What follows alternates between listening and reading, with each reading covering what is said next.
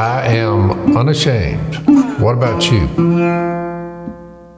I mean, as a kid, I know what sibling rivalry is. Did you guys have that with your siblings? I know you did because I've watched y'all fight like cats and dogs. Did you guys have like fights with your siblings, or were y'all pretty? Yeah, all the time. None like I think what y'all had, the more violent fist fights. Yeah. But we definitely went at it. It was like us without all the violence and the wrestling. Well, I mean, we were never like Was it you that Willie shoved rocks in your mouth? Or was that Gimber? That was Gimber. Gimber.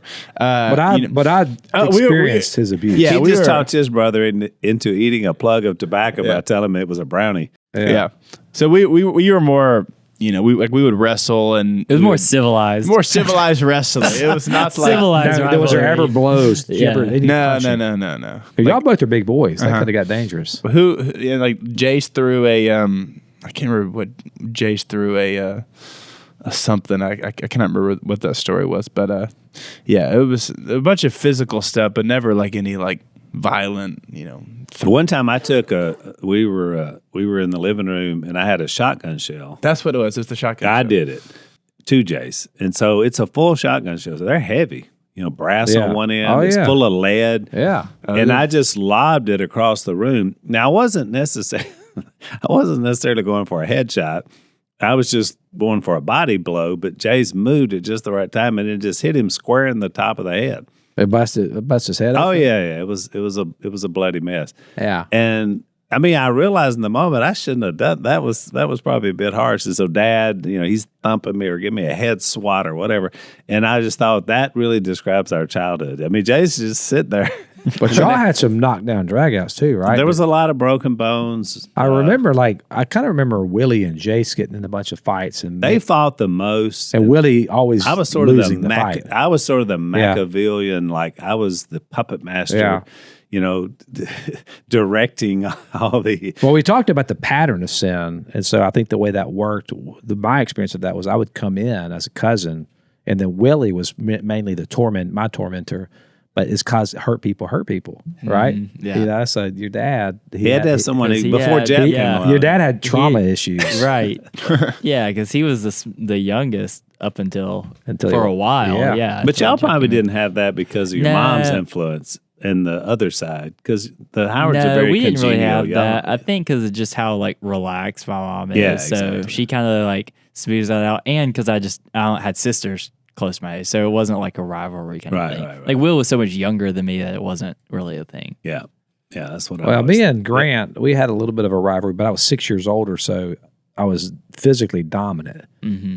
But I would just ruthlessly pick on him, and I mean I did all kind of things until he turned 19, and I was 27. I was married, and he came in to visit.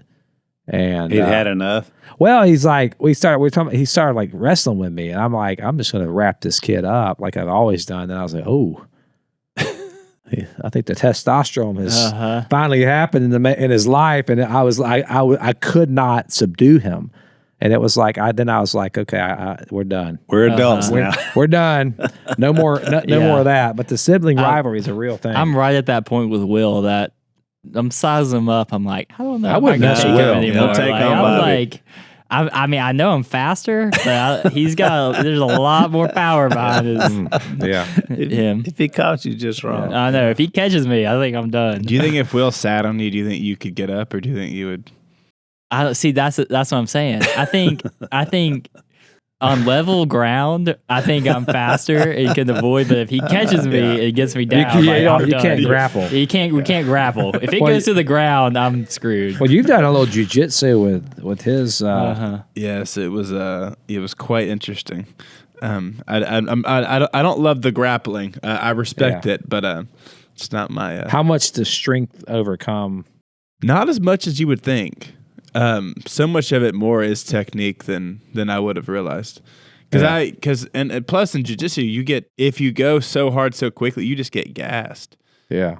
And I mean, I'm in good shape, and cardio, I'm in pretty good shape. But when you're wrestling grown men and you're not withholding anything, after about 2 or 3 minutes, you just get fatigued. You know you're in good company when you have to stop the conversation to get in the conversation. But we're back here every Friday for Unashamed Academy, powered by Hillsdale College. We love it. You guys are going to get a lot out of it. We're in the book of Genesis. We're in their study of Genesis, which we're at the very end of it now. That actually went really quick. We're in Genesis chapter 37 through 50, which is the last portion of the text with Joseph. We're going to get into that today. Here's what you can do. If you haven't signed up yet, we want you to take this course with us. So not just listen to the podcast, but also actually listen to the actual lecture that Hillsdale's putting on. It's free. You can go to unashamedforhillsdale.com. Totally free to you because their generous donors have made it possible. All their courses are free. I think 4 million people have taken these courses. Yeah. Now 4,000,004 because we're taking them. Exactly. Bingo. I'm a freshly minted graduate of the course, which my Hillsdale College certificate says right there. So The Genesis story. This is what a printer can do. You should get it framed and I will. put it on the wall. I'll put it on the wall I with think you should. my scores of other things I've done. We'll have the wall of Hillsdale accomplishments as we knock these Oh, I know. courses We're going to have a out. lot of these by the end of it. We're gonna have a lot of them. I'd like to go through all of them if we. I hope we can. Well, tell folks about the, give us what you think we are to do next, those that are taking the course with us. Well, if you listen to the last episode, we kind of passively aggressively push for Exodus. So we're going to let you guys decide as long as it's Exodus. We still haven't decided. We haven't decided yet. Seriously, though. We care what you think, but we still want to do it. Because, I mean, at some point, C.S. Lewis, I love his stuff. We got to maybe do Dante's something Inferno. there. Dante's Inferno would be amazing. And I even like the, political stuff and the Constitution and some of the more modern stuff would be a cool. I'd love they have the Federalist Papers and stuff like that. But that one would be a blast, yeah. Yeah, so I'll be up for that too. We're open. I was just being sarcastic. You would not be open for that. Okay, so I would prefer the Bible. Okay, well, you can go check it out, unashamedforhillsdale.com. Sign up for this one. The courses are 20 to 30 minutes long. Some are a little bit longer. I don't think anything's over 40 minutes, though. They're all under 40, and they're all on video, so you can take them whenever you want, wherever you want. And so right now we are in the story of Joseph. Which, by the way, Lesson 6 was 39 minutes. That's right. That was the longest one. Because it's the most chapters in Genesis, I Right. thought that was apropos. Well, you made that point in the last podcast as we ended it. This is the largest chunk of Genesis is this one story. This one story. There's a lot of meat and significance in this part of the story. And just to kind of give back up just a little bit, God creates Adam and Eve. We went through kind of the whole creation order. So the way the course is divided up, it's like the pivotal moments in the book. It doesn't hit everything. The course doesn't. But it hits these pivotal moments that help us understand kind of the full narrative of where we're headed. Get to the Tower of Babel, and then the creation of nations that come out of Babel. Israel being one of those nations that God pulls out that portion for himself. That's God's chosen people. He made the promise to Abram, I'm going to give you descendants that are like the stars in the sky. Look up in the sky, try to count all the stars. Abram's like, can't do it. That's right, you can't do it. And that's how many grandkids I'm going to give you. And then they try to circumvent the promise. Not circumvent the promise. They try to, what would be the word? They try to enable, they try to help God fulfill his promise with this scheme with Hagar, and Sarah brings Hagar in, says, take Hagar to be the wife. They have a child named Ishmael. God's like, nope, that's not what I told you to do. God's faithful. He provides Isaac as the lineage, as the offspring. And then he says, all right, sacrifice the one child that you do have that I told you I was going to give you the grandkids through, which creates quite the dilemma if you're thinking about how to have grandkids. But Abraham is faithful, and he goes to sacrifice Isaac, but God provides a substitutionary sacrifice in the form of a ram. And then Isaac does have children, and those two children are Jacob and Esau.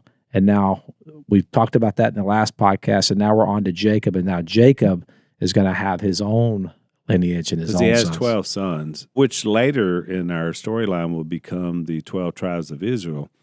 Will be named after. It's actually 13 because there's 2 sons, but that's a whole other thing. But so what happens is this, and we didn't bring this up, and I was thinking about when you were kind of giving the overview, Zach, that we've been talking a lot about rivalry, which has kind of been a theme, I think, through all of these stories of these early patriarchs.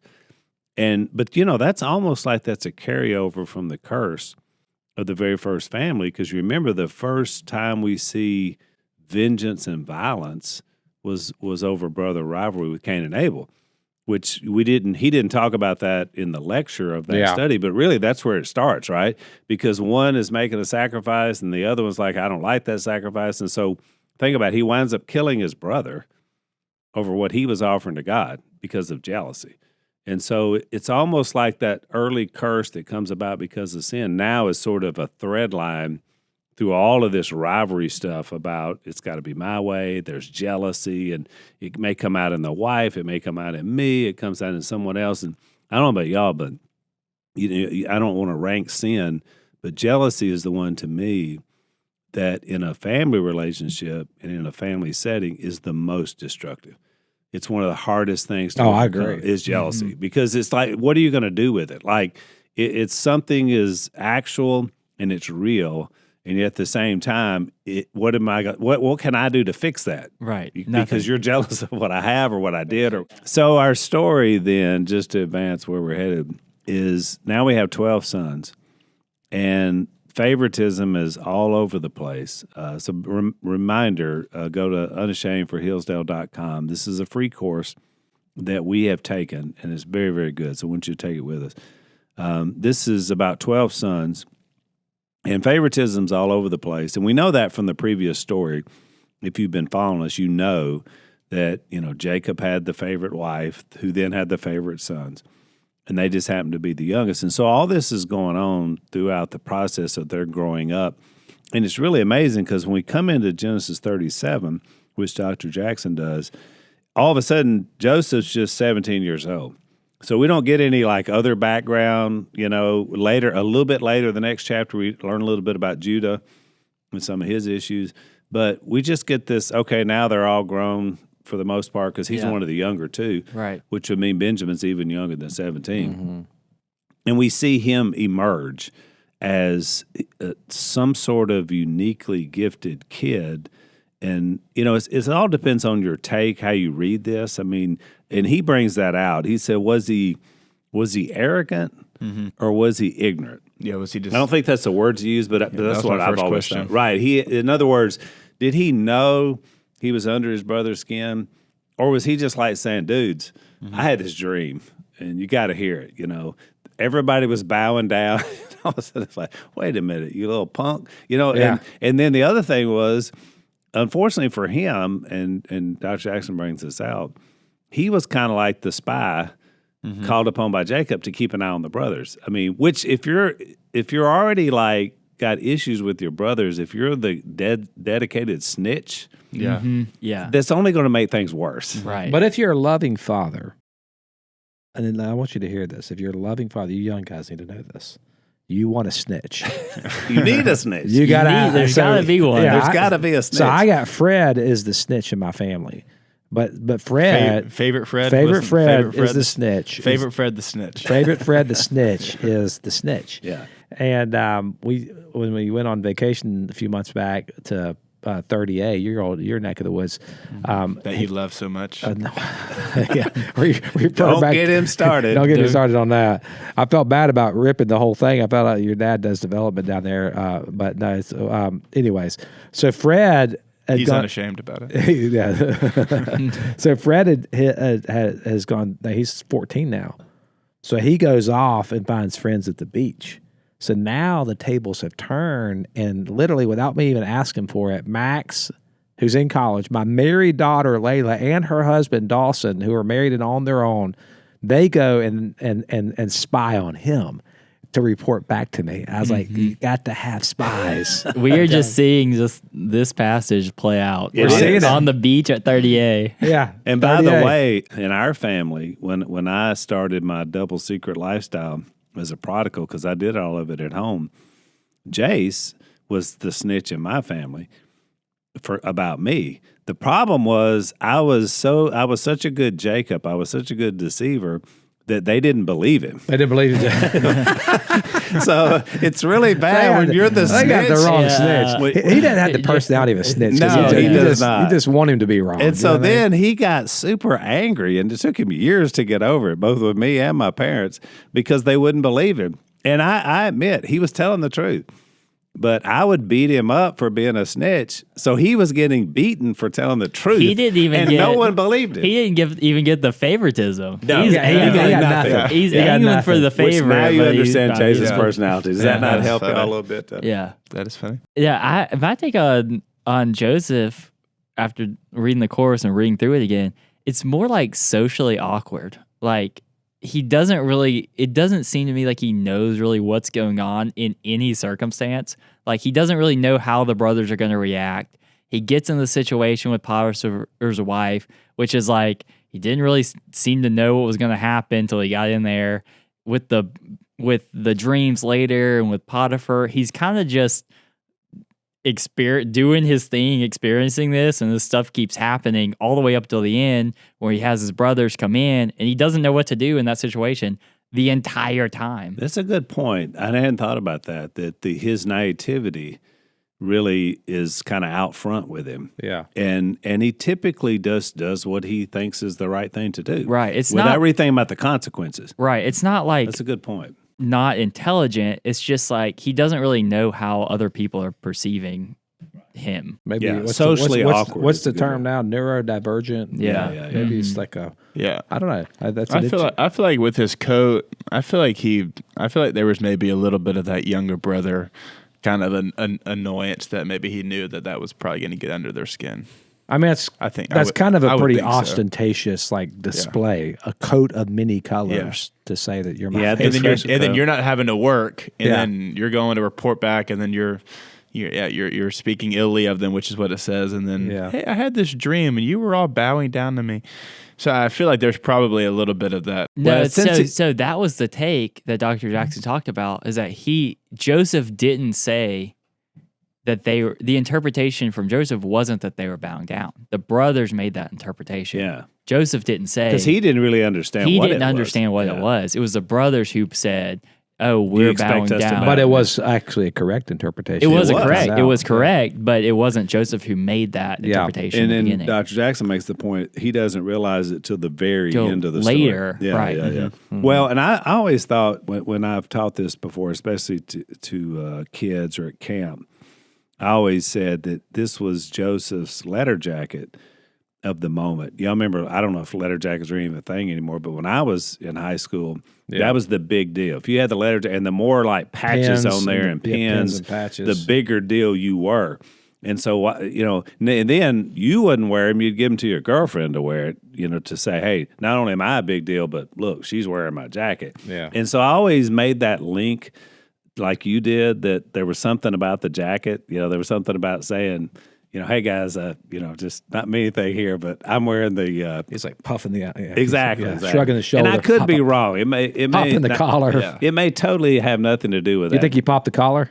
I think he's a collar popper. I just, he seems like he fits into that narrative to me. But I love what John Lou says. He's convincing me that maybe in his naivety, he really didn't know how he was just irritating everybody raw, right. in the moment. Which has a way of irritating you Yeah. more if the person's actually naive Yeah. in there, and they're the favorite true. and they're their best, and they don't even know it. And they don't, that's even with worse. with the jacket thing and him getting sold, like it's kind of like one way or the other. When his brothers called him out to wherever he was going and he had the jacket on and he put that jacket on, he had to know these guys hate me. I know this is irritating to them, but I'm going to wear this jacket to meet them out in the middle of nowhere. Yeah. He's Like, just skipping through the field. I know. He's Yeah. like, oh, I'm about to I'm putting this on. Or he's like, oh, this is just my jacket. My dad gave me. This is cool. Like, this is like just a nice thing I have. Yeah. They asked me to go meet him by this hole out in the woods. Like, okay, yeah, let's see what happens See here. how this turns out. What Yeah. could go wrong? Like, he's like, yeah, what could go wrong? My brothers, yeah, they like me. I don't think he ever imagined that his brothers would actively talk about killing him. Right. I mean, I don't know that any of us ever would, that it would get to that place. And that's where they were. I mean, they kind of came together. Your loving brothers became a mob because they were talking about violence. They were going to kill him. And then, of course, Dr. Jackson makes a big deal about Reuben, who's the oldest. It sort of at first looks like, well, he's just the wise brother stepping in. and basically saying, no, we can't do this. But he really is self-serving because he's trying to get back in good graces. I'd never seen that before, and he's right. I hadn't heard that either. So he had his own agenda as to why he was trying to save this situation, which was interesting. So if you want to hear more about this directly, go to unashamedforhillsdale.com to get the free course, and so you can follow along with us. So it's really interesting how he sort of paints that narrative, and then Judah is the other brother that plays a pivotal role in this sort of discussion. And then later, when events begin to unfold, once he's sold into slavery, that he has a repentance moment that's a game changer too, which you brought up in the last podcast, which is interesting. I think what's happening with here is that they're having this collective discussion that they're entertaining out of their own jealousy, which is, to your point, it's a jealousy. I think there's something interesting about jealousy. You can't contain it. I think we think, okay, I can entertain this jealousy in my heart and this sin, but the truth is that kind of all sin, you can't really maintain it and manage it. And I think that's the temptation, that we think we can maintain this and control it, but it ends up having its way with you. And the end of that is always a death work. What God's calling us to is the fruitful multiplication of life. Genesis 1:26, it's a life work. What Satan is calling us to is the end of life, a death work. And so he uses jealousy in this spot to kind of foster an imagination in the brothers. Man, we got to get rid of this guy. And in this case, it was talking about literally they were talking about killing, physical death. But in most cases now, I see jealousy as the death of relationships. How many people do you know that won't talk to one another, have been alienated for years, and it started because of jealousy, either favoritism or something they felt like they were owed, they didn't get, or it's a hard one to confess too. When's the last time you heard someone say, "I'm really struggling with jealousy"? Rarely of you, of you. I'm jealous of you, and I'm really.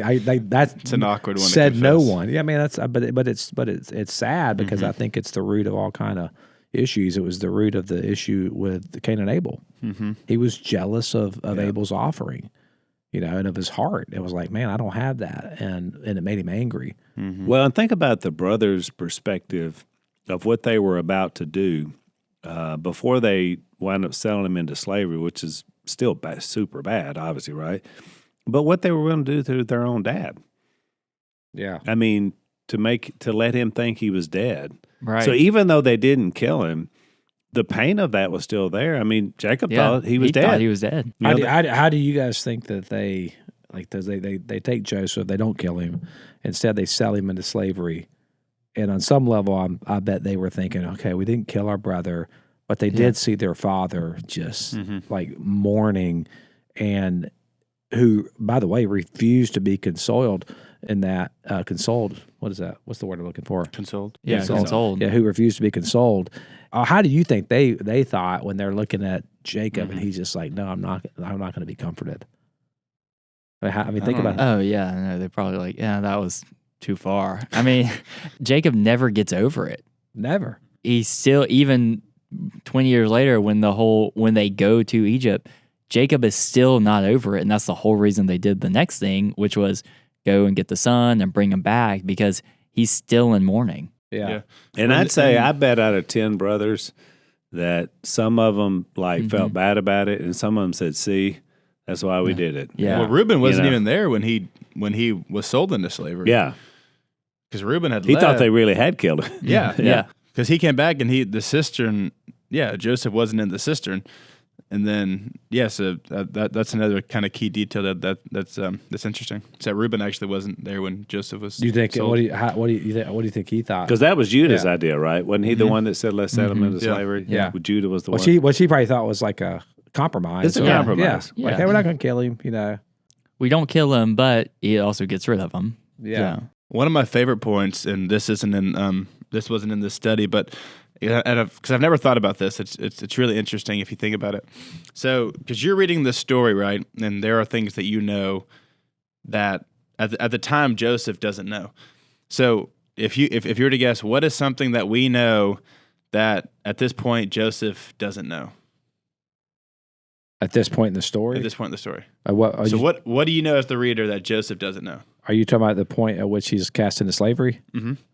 That he's going to be second in command of Egypt. Well, Joseph doesn't know that his father thinks he was sold into slavery. Yeah. Joseph thinks that Jacob thinks he was killed. So the whole time Joseph is in Egypt, he's wondering why his father's never came to look for him. Yeah. But it's because his father thinks he's dead.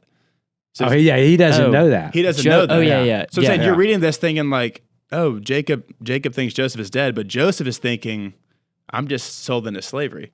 Because Joseph does not know they came back and told him that he was killed and gave him the right. code. So it's I interesting. see what you're saying. Yeah. So when they come later in Genesis 42, they make the point that our youngest brother is dead. It kind of clicks for him that he's like, this whole time, my dad has thought I died, but he doesn't know I've been in Egypt. That's a good point. It's an interesting point because I think about the movie Taken, which is such a good movie. You remember when Liam Neeson tells her, "You're about to be taken, but I will find you. I will come. I will find you. I will find you, and I have a certain set of skills." And then remember, I love the scene when he comes in, he shoots the bad guy, and she says, "You came," and he says, "I told you I would." And it's just like that idea we would expect as a teenager. Yeah. Dad's coming. Yeah, he's going to come find me. He's going to come find me in Egypt, but Jacob thinks he's dead, so why would he go look? That's a good point. That also explains because as Joseph gets higher up in Egypt, he could have sent word at any time to his father and said, "Hey, I'm here and I'm alive," but he never does that because he thinks his father never came and got him. Mm-hmm. Yeah, Which is why Pharaoh kind of became that father figure for him. yeah, Because he thought his father just, which because leading up to that, you've seen that with Jacob and Esau and then Ishmael. Like there had been times where like, because I think there was kind of the correlation of like Joseph thought he was kind of like Ishmael, of like he was casted out, like he thought he was Esau, he was kind of the one that didn't receive the blessing. Which is and even if, because we were kind of debating over how much we think Joseph knew as a teenager. One of the things you can say safely about Joseph, because we're going to watch through the text that Dr. Jackson couldn't deal with because he went to the end, is sort of his character slice in chapter 39, chapter 40, and 41. So this is from when he was 13. This is all these years later. So now he's 30 years old. So you're talking about 12 years of development of this young man and now into a man, a teenager into a man. And every time we see his character on display, it's pretty good. Mm-hmm. I mean, he gets in the first situation. He's in slavery. He's in this man's house. There's something about him he's so impressed with that as a teenager, he turns everything over to him. right. So obviously he's got some skill set. And then, of course, his wife gets after this guy. And look, I would imagine in this day and age, if he's a young man that said he was well-built and handsome like Christian, and so it's like, they would just think, well, that's part of I'm a slave. I mean, I'm being told what to do. The wife says I have to sleep with her. It's a tough job, but somebody's got to do it. And so, but he does it. He's like, no. How could I do such a thing as sin against God? So he has he has this compass inside of him that there's something greater. He wouldn't have said that. Yeah. And he even told her, he said, your husband's put me in charge of everything, but I'm not in charge of you. Mm-hmm. And I'm not going to do that. Which we didn't get into.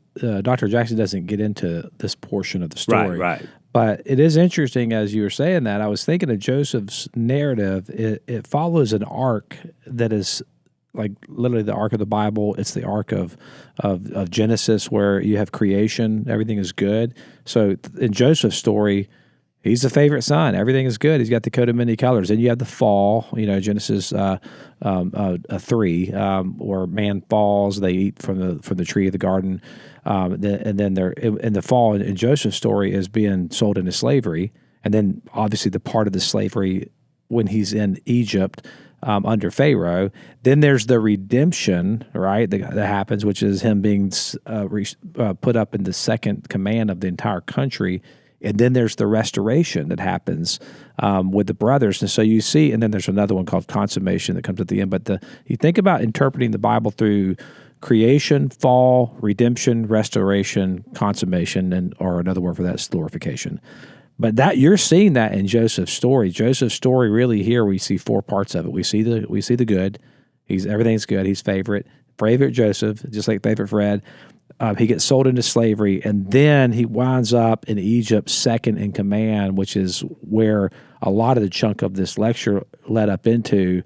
And I found that to be pretty fascinating, where Dr. Jackson really pulls out the literary repetition of what Joseph is doing and what was done to him is very similar, but it has all these has some very small but very important distinctions. By the way, if you want to check that out, go to unashamedforhillsdale.com and you guys can sign up for free and listen to the course.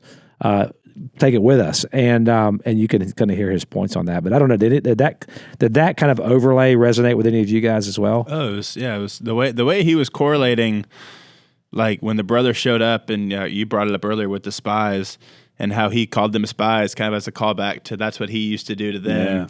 And then I thought the birth order when they were eating the dinner, and he set them in the birth order and said that they marveled at him.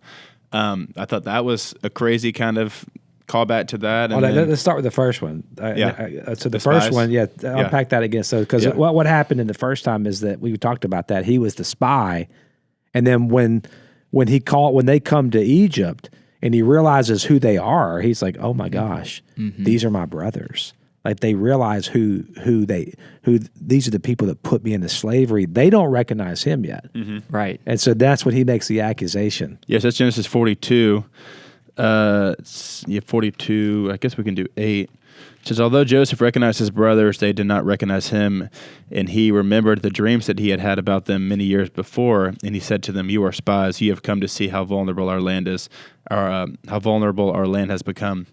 So and then obviously they end up saying, we've come to buy food, we're not spies, we are honest men. But I wonder if he was thinking about that kind of, how he used to be kind of labeled as that with his brother. So I don't know if he was, but I think the Holy Spirit certainly was, because I think that plays out where Joseph played the part of the innocent child who was the spy. Now they're playing the part of the innocent child, but they're actually not so innocent. And they're not really spying, but he's accusing them of this, right? And so they're like, they're taking up his position in a weird, ironic way. And Dr. Jackson then makes a whole point about how from that narrative it goes into all the brothers trading for the one and one trading for all the brothers, and there does seem a pattern. And you wonder about that. I don't know what y'all think about this, but I mean, is Joseph just messing with him? Because it's like all these things are happening, and he's replaying. And look, this is happening over months of time. This isn't like this is I kind of feel like he's like not making it up on the fly, but I feel that's like what I would. He put him in prison for 3 days. He what? He put him in prison for 3 days. Yeah, I think he's dealing with it. I think he's like going back. Is he like going to deciding whether he's going to am I going to do vengeance or am I not? That's how I took it. Like he doesn't know what to do, because of this socially awkward. He's socially awkward, and he doesn't want to tell the brothers who he is. He wants them to realize it, and so he starts with the putting them in the order, and then he does the everything he does gets more convoluted. Like he just starts why was that a big deal? Think about it. Why was it a big deal that he put them in order? He put them in order, and he's like, "Oh, they'll know. I know who's because missing of the order. At the end of the caboose down there." Right. Yeah. He's subtly trying to get them to guess who he is, but then they don't get it, and so then he does the next thing, which I don't. You think he left an empty chair down at the end? Oh, for sure. And why does he even bring it? So is any other brothers back home? Oh yeah. We happen to have a younger brother. How'd you know that? Yeah. And then he gets to the point where he's like, I got it. He's like, okay, they're not figuring it out. I got it. I'm going to hold this one and send one back, and then I'm going to put the cup in the thing. What if he left it open and he's like, I'll just sit here just for dinner. Yeah, that's totally how I imagine it. Because at one point, he goes back and he cries and he comes back in. He's like, he's an emotional wreck. He is. He's like, I just want them to figure this out. I don't want to tell them. And I always thought, this is totally just me projecting, probably watching movies, but if you think, well, how would they not know him? Of course, a lot of years had gone by, number one, and he's obviously grown into a man now. But the other thing is, when you see the movies and they depict how the Egyptians were, they shave their heads, they got the eye makeup on. Heavy on the eye makeup. You could see where this guy looks like, Ben-Hur or something, or I don't know, one of these Egyptian people. Yeah. And he would look totally different. So I could see how they would totally not recognize him. Because at this point, For sure. you have to keep in mind that God has not revealed himself as Yahweh yet. So there's no like Yahweh, I am. There's no Torah. There's no law. Like this is pre all of that. This is just God. He says later in Exodus that I think I mentioned this in a previous episode. To your fathers Abraham, Isaac, and Jacob, I revealed myself as God Almighty, but I didn't tell him my name. So at this point, he could have fully assimilated into Egyptian culture. Which I expect he did. I mean, surely he definitely. was fully assimilated into the culture. Well, he was if he's in the ruling hierarchy. I got be. He's second in charge. So in Yeah. other words, everything Pharaoh looked like, he's going to look like. Yeah. And even all that stint when he was in prison and was interpreting the dreams and wound up before Pharaoh, all that I think was immersing him into this culture where when they saw him, they never doubted for a moment that this guy was fully Egyptian. And the Egyptians probably never inquired as to where he came from. I mean, there were people showing up in the kingdom from all over the place. I mean, so he Right. could have been anywhere. So I definitely think that played a role in it, but y'all are right. He wanted them to know he knew something, and they couldn't figure out what it was. Well, it's also possible too, like when you tell a lie, but it's not true. Then over the course of years, you end up believing that was actually what the truth was. So you can just imagine if for 20 years, they have this narrative that Joseph died. That's what they're telling Jacob. Then they actually believed. So they might not even have remembered that Joseph was in Egypt. That's what I'm saying. Like you convince yourself of the truth, or you convince yourself that the lie is actually true, and it's not. That's a good point. Yeah. When you were talking about the meal, I think this was pointed out that the birth order was obviously he got the birth order right. But if you look at the way that the meal was distributed eventually, when Benjamin was there, Benjamin got 5 times the portion. That was cool. I think that's two things that I see there. One, this is reminiscent of his position when he was the youngest. Benjamin's the new Joseph. He's the new Joseph. Yeah. And then two, I think there's something there about the portion of God's favor, God's people. Or I think the favorites of God are just the people who are the people of God. Yeah. God's chosen people, right? The elect. And yes, that the elect are going to have the favor of God on them. They're going to have that 5 times, which I thought it was interesting when you go back to the Apostle Paul talks about, he used that language, first for the Jew, then for the Gentile. And then that comes together in a kingdom. A kingdom that the prophet Daniel says can't be shaken nor destroyed when the Son of Man comes. And I think this is all precursor of that. And at the end of this, I'll make a summation that I think will bring that point up. But the restoration that we're going to see here is the catalyst for that. Because restoration hasn't happened yet to this moment. There's a lot of back and forth, a lot of Joseph trying to almost pull them, seems to be trying to pull the repentance out of them, to pull the confession out of them. But at this point, they still haven't, admitted that Joseph is even in the picture. And they didn't even want to tell him Benjamin was in the picture, much less Joseph. And so... didn't you think it was interesting, too, that Jacob, who we went through the whole last podcast talking about having a name change, not being a deceiver anymore, and then when it comes down to it, when they've kept Simeon, and he sent them all back, and he says, you have to bring Benjamin back. You have to bring this youngest one. I need to talk and see him.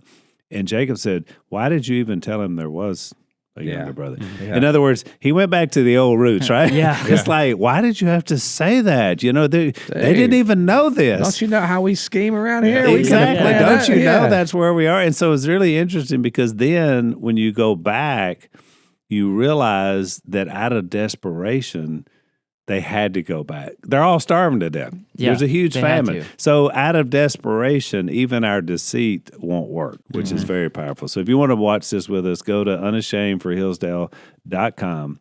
to sign up for this free course. You're going to love it. We have all enjoyed it, as you can tell, because we're excited about talking about it. So I'd love, Al, talking a little bit about how we wind up at this place where Judah kind of does come in and has a moment, but there's a lot of back and forth jockeying. You know what I'm saying? Up Yeah, you mentioned that at the end of the last podcast. And, there's always something in every one of these lectures. I don't know about y'all, but, some things I hear I knew, and then some things made me think, and then some things are like, wow, that's a wow thing. And this was one of those. I'd never really put the Judah component as strongly into it as Dr. Jackson did, especially, I always wondered, it's kind of weird that Genesis 38 is stuck right in the middle of that with the Judah Tamar story, but now I get it. So they had the opportunity. So Benjamin does go back, and now it's like, oh no, it's what's going to happen here. And so Dr. Jackson makes the point that they could have been done with him. They could have just all went back home and said, well, they kept him.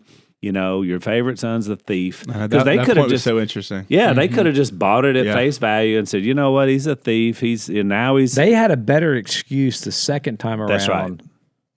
Than they did the first time. Because now it's like, well, we don't know what happened to Joseph, still alive. Because truthfully, they don't know that it was planted. I mean, they could. They think he took it. Yeah. They really do. Yeah. And so they had the opportunity then to continue the deceitful way they've done this whole thing and to get rid of the second Joseph like they did the first. And he brings it, I'd never thought about this. But instead, Judah says no. Mm-hmm. Judah says somebody's got to break this curse. And it's very interesting that he becomes, in all the way through the rest of the history of Israel and then into the line of Jesus, that idea that repentance is what changes things. And it's going to change their existence as well. And so he just says no. And he finally just tells Joseph the truth about everything, which then leads to this moment where Joseph finally does reveal himself. Mm-hmm. Because he saw the cycle was broken. Exactly. Right. Yeah. And I had never seen that before that I took the course. I thought that same thing, that cycle, and that Judah realized what was going on. Maybe not necessarily that Joseph was who he was, but he realized we've been in this situation before, and the first time I made the wrong choice. This time I'm going to make a different choice. Yeah. And he expanded on that idea because it really is. It's not only that Judah was being self-sacrificial and that he was offering himself up to slavery, which he did. So because Dr. Jackson talked about, he said, so Judah offered himself up to slavery for the love of his father, because of how much he truly loved Jacob, because probably thinking back to how unconsolable he was after Joseph, but it was also with the notion of knowing that his father loves Benjamin more than him.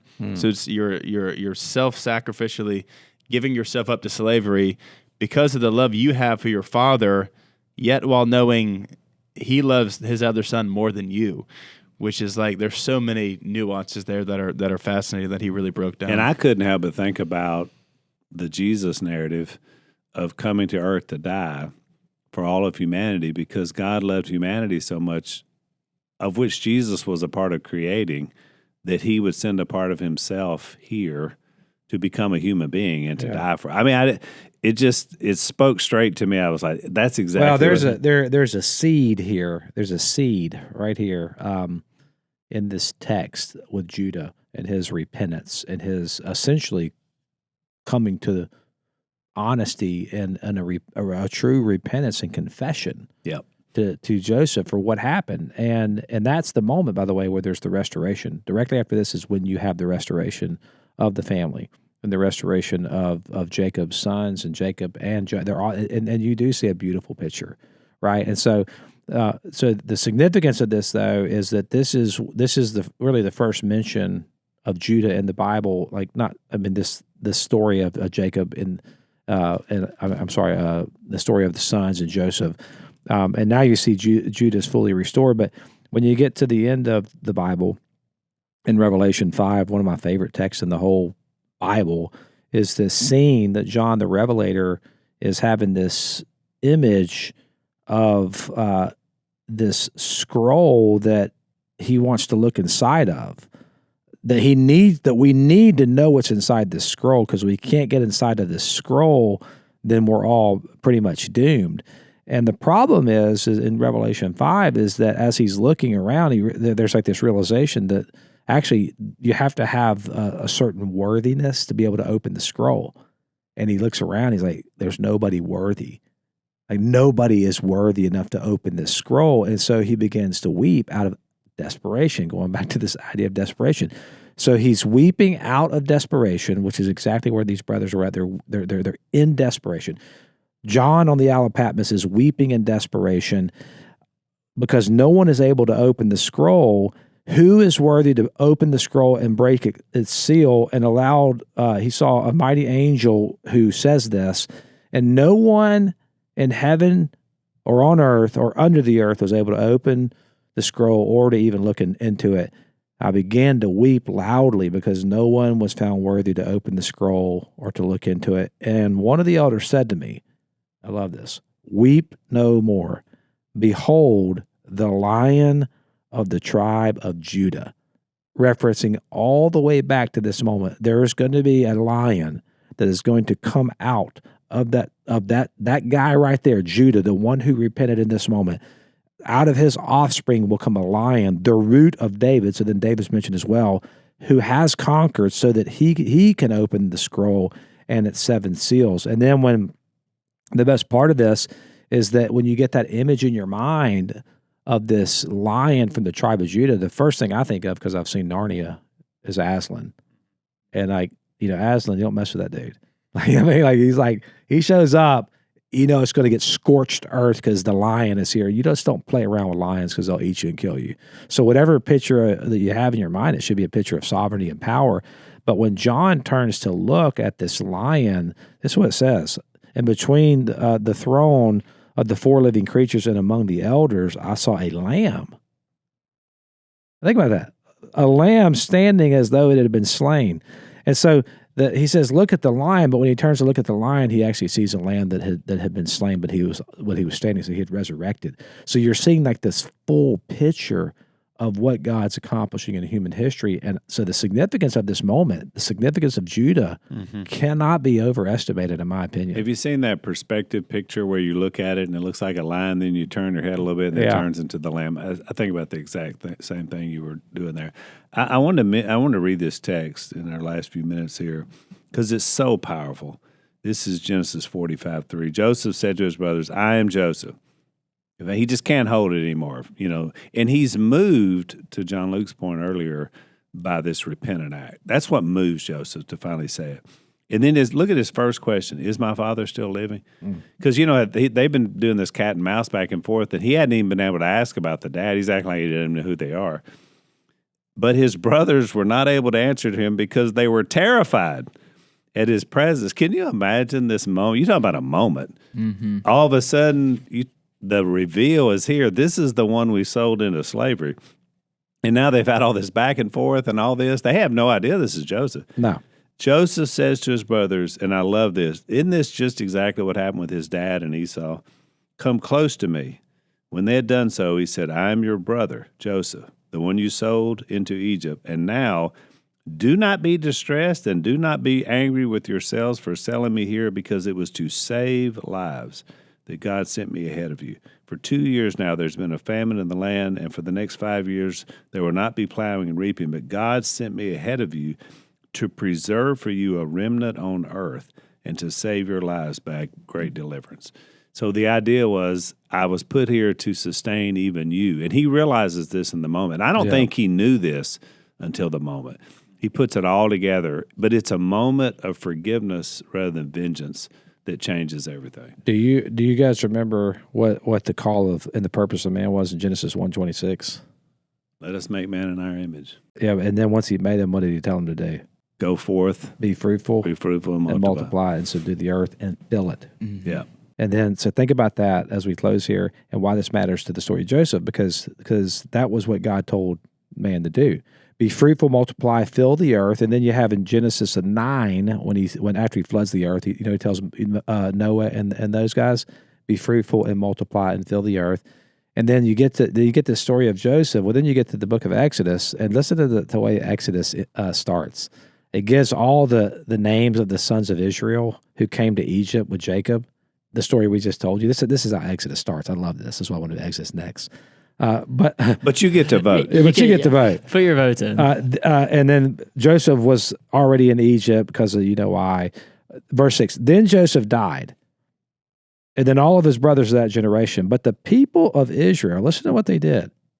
They were fruitful and multiplied greatly, or increased greatly. They multiplied and grew exceedingly strong, so that the land was filled with them. So what you're seeing here is the exact, God is like, this is happening, okay? They're in Egypt, and they're doing the very thing that they were commanded, the humans were commanded to do. They're filling the earth, they're multiplying and subduing the land. And that's what, but then what happens is Pharaoh comes in, the death work comes in and says, I have to stop the plan of God. Spoiler alert, Pharaoh's dead. He didn't win. Yeah. I mean, he doesn't. He wound stop up on the bottom of the Red Sea. But that's why I want to do that next. But we are out of time. So look, guys, we really want you to join us every Friday for Unashamed Academy, powered by Hillsdale. You're going to get a lot out of this. Make sure you go to unashamedforhillsdale.com to sign up at no cost to take the classes with us. Yeah, Hillsdale is really cool as an institution. It's a Christian liberal arts school, and they do not take any money from the federal government, $0, which is kind of unusual, and one of the reasons we trust them and trust these courses. Yeah, $0, not 1 red cent, not a penny. True freedom. True freedom. Yeah, that's why we want to thank any of the sponsors, our donors at Hillsdale. That's who makes these courses possible. They're free. Hillsdale wants to educate America. So we're 4 people who are actually taking the course on Genesis and hopefully Exodus next. So I'd love y'all to join us. Join us every Friday for Unashamed Academy, powered by Hillsdale College. Make sure to go to unashamedforhillsdale.com and sign up. It's no cost to you. That's unashamedforhillsdale.com. And don't miss an episode of the Unashamed podcast by subscribing on YouTube, and be sure to click the little bell and choose all notifications to watch every episode.